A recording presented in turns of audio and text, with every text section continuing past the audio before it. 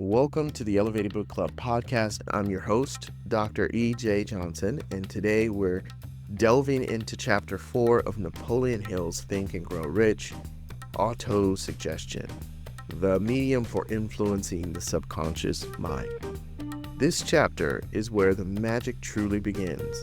It explains how the power of repeated thought can and does shape your reality by reprogramming your subconscious.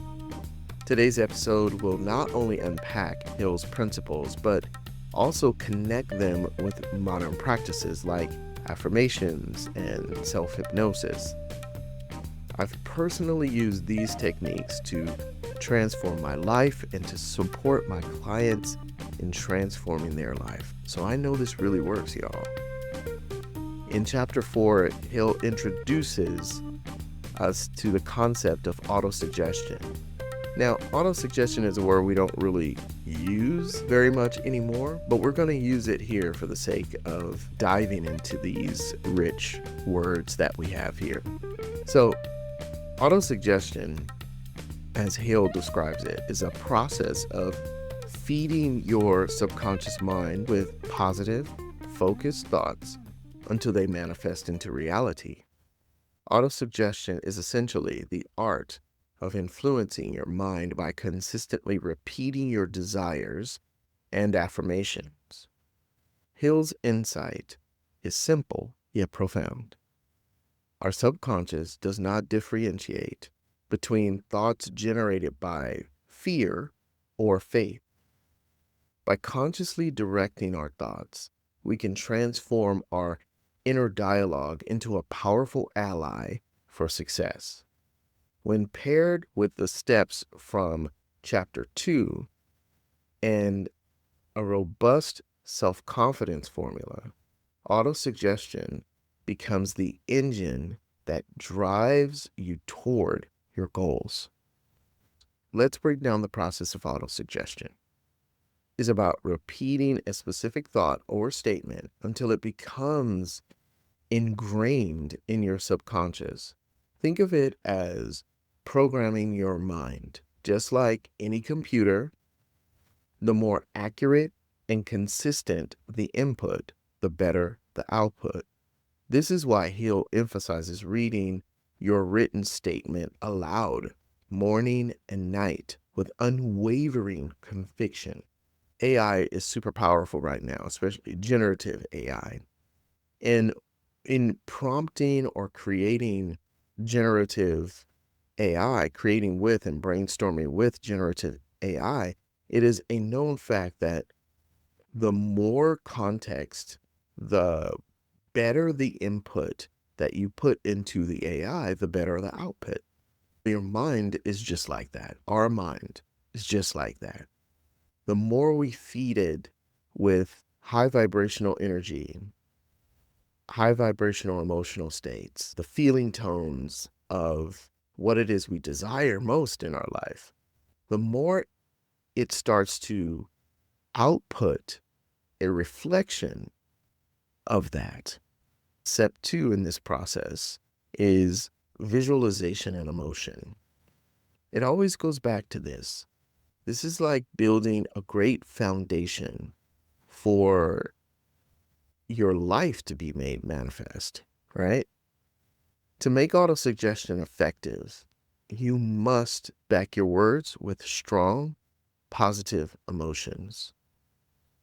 When you visualize your goal as already achieved, you create a vibrant mental image that fuels your desire. This emotional charge is what transforms merely words into a catalyst for change.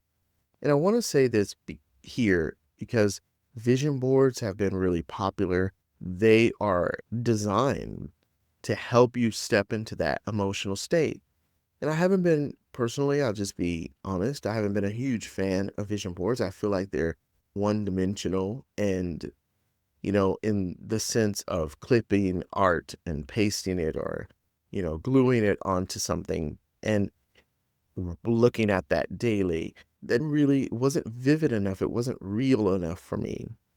And now the beautiful thing about it is with AI, now I can actually create small movie clips of these things that I see in my head. If visualizing it is difficult, there are tools that you can take that one-dimensional sort of classic vision board experience and transform that into something that is a lot more engaging and vivid and more storytelling involved. You could utilize the technology of the time that we have now to be able to create your own movie. And there was a company called Mind Movies. I don't even know if they're still around, but they used to give you the ability to make like visioning movies of your goals so that you could have this kind of short motion picture. I always found that fascinating, and it always would elicit a state in me, the emotional state of what I desire. Think about how this works powerfully. And I know that I'm steered away from the book, but I want to give you like some tools that I believe really do work, because I know they work. They work for me, they work for my clients, and I believe they could work for you. And especially in this time with AI and making digital movies and being able to shoot things and create things with your imagination so frequently and easily without the hindrance of technology, but with the assistance of it. Consider this, that when you sit down in a movie theater or at home watching a movie and you fully engulf yourself in that movie, you give it your full attention. If it's a well-written script and well-shot production, you are transported into the feeling tone of that movie, right? And for the hour or 2 hours that you're watching, your body, your mind, your emotional state goes on a journey with those characters, right? You get really upset at parts of the movie. You may feel sadness. You may feel joy and happiness and laughter. And you go through a range of emotion depending on the story plot line in the movie. Creating a mind movie for yourself or a motion moving vision board is the same way. When you create images, string together emotional images that elicit, or motion pictures that elicit a state from you and are in alignment with what you desire, you are then creating something that you could play and watch again. You can add drama to it by adding music that stimulates these emotions. These are things that you simply cannot get with a one-dimensional flat vision board of images that you have to somewhat align with what you want. I'm not saying that process has not worked. Give yourself away to what you can do to create a visioning practice that really steps into the magnitude of what you desire. And taking the extra step to make a dynamic visioning tool for yourself is one of the best gifts you could give yourself. I know I got on a soapbox there, so I'm going to get off of it right now and move on to the mechanics of autosuggestion. Number 3, integration with the 6 steps. Now, if you haven't listened to episode 2, please do, and you'll hear about the 6 steps to achieving your desire. What you'll find in this book is that everything kind of builds on the next. One chapter builds on the next chapter and references the key insights from the previous one. And this is no different. The 6 steps that we learned and that we workshopped, they dovetail perfectly with this idea of, or this practice of autosuggestion. You write your goal very distinctly and clear, right? Determine what it is you're giving up, what the price is for that goal. Set your deadline, form your plan, and then you read that statement with conviction and passion, intention, and all of the emotions, right? Each repetition reinforces your commitment and plants the seed of success in your subconscious. So it's powerful to keep building on this. Number 4, self-confidence formula in action, right? We talked about in another previous chapter, the self-confidence formula, and autosuggestion and self-confidence work hand in hand. Every time you recite your affirmation, you generate your affirmation with conviction, feeling, and energy. You're not only programming your mind, but you're also building the internal self-belief necessary to overcome challenges that may present themselves. It's the same process that transforms doubt into certainty. Autosuggestion and affirmations and self-hypnosis are basically the same. Don't get tripped up by the word. Just do the work. And number 5, every time someone practices affirmations or engages in self-hypnosis, whether you're listening to a guided meditation or repeating your personal mantra, you're tapping into the same principle Hill described decades ago, proving that these ideas are just as relevant now as they were when Hill first wrote them. And so make that connection for yourself and continue to build on these practices, modernizing them with technology. Use what you have.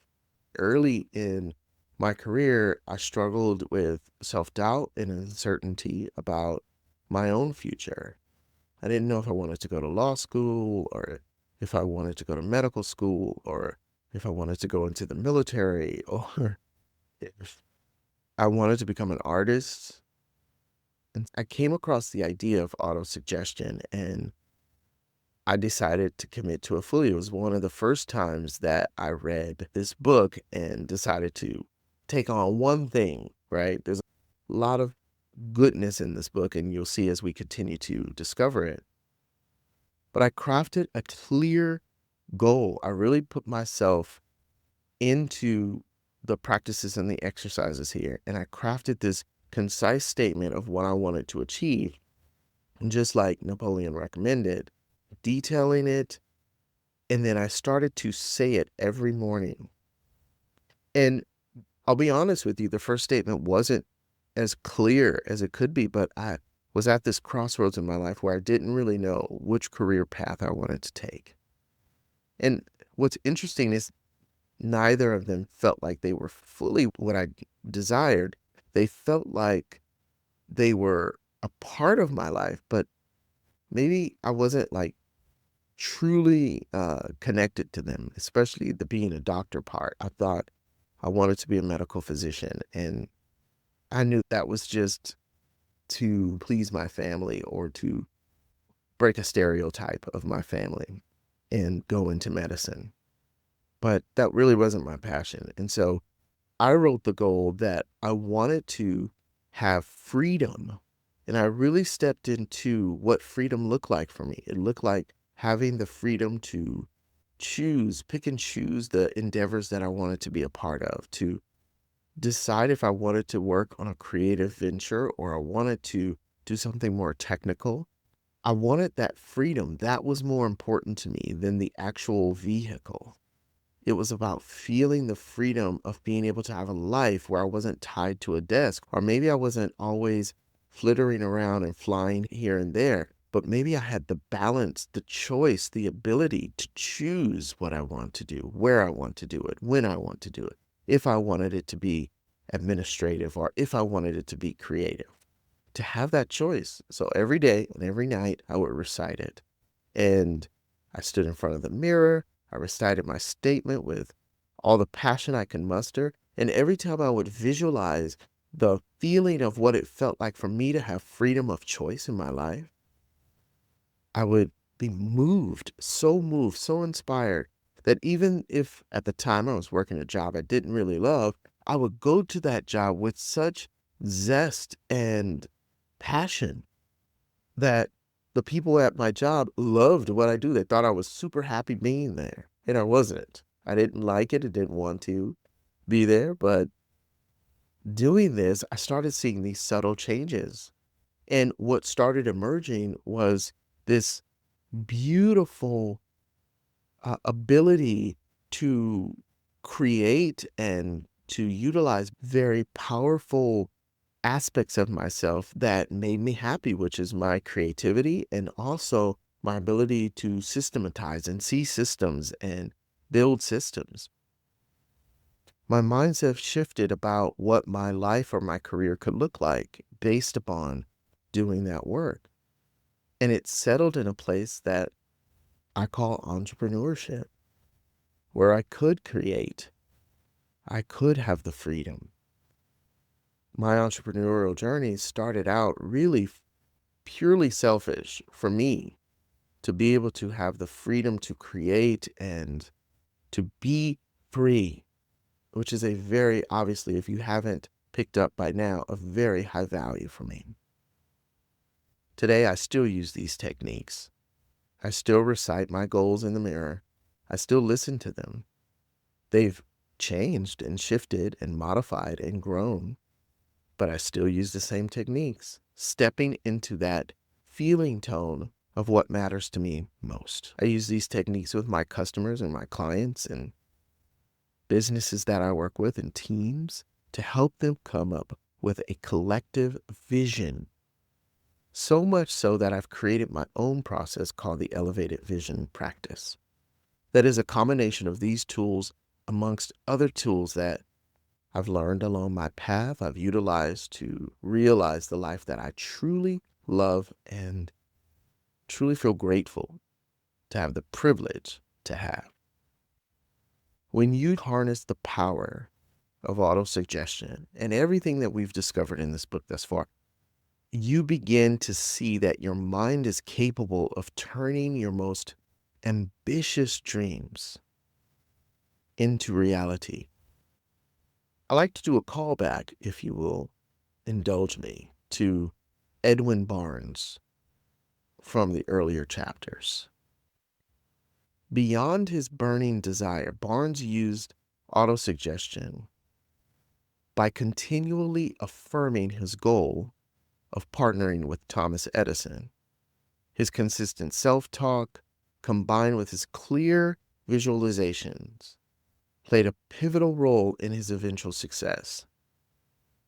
And if you look around in today's world, many successful people in our society today attribute part or most of their success to doing this sort of daily affirmation work. When people, just like you, recite their goals every day, you are essentially practicing autosuggestion. You're rewiring your subconscious to believe in your inevitable success. It's just as Hill describes. Now, let's make it personal. Grab your journal, favorite beverage, and take a moment to reflect. I'd like you to take on these reflections and actions powerfully. Really commit to them. Here's a question I'd like you to take on. So reflection question number 1 is, what is the one goal you are most committed to achieving? Write a clear, specific statement that details your desire, the price you're willing to pay for it, and your deadline. Integrate the 6-step formula from chapter 2 into this statement. Number 2, close your eyes and visualize yourself having already achieved your goal. What do you see? What do you hear? What do you feel? Let these emotions rise within you and hold on to that feeling of certainty. Number 3, commit to reading your statement aloud, generating it aloud every morning and night.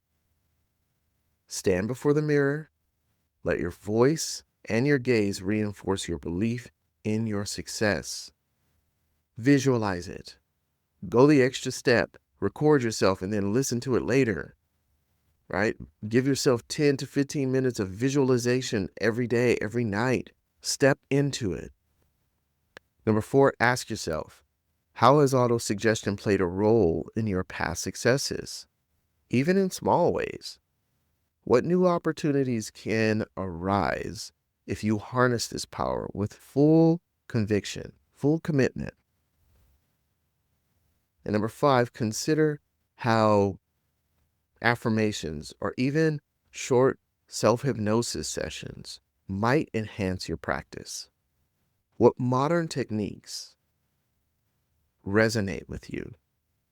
And how can you integrate them with Hill's classic method? By taking on these action steps and reflection questions, you're actively reprogramming your subconscious mind for success. Remember, the consistent repetition of your positive affirmations is the key to turning your desire into reality.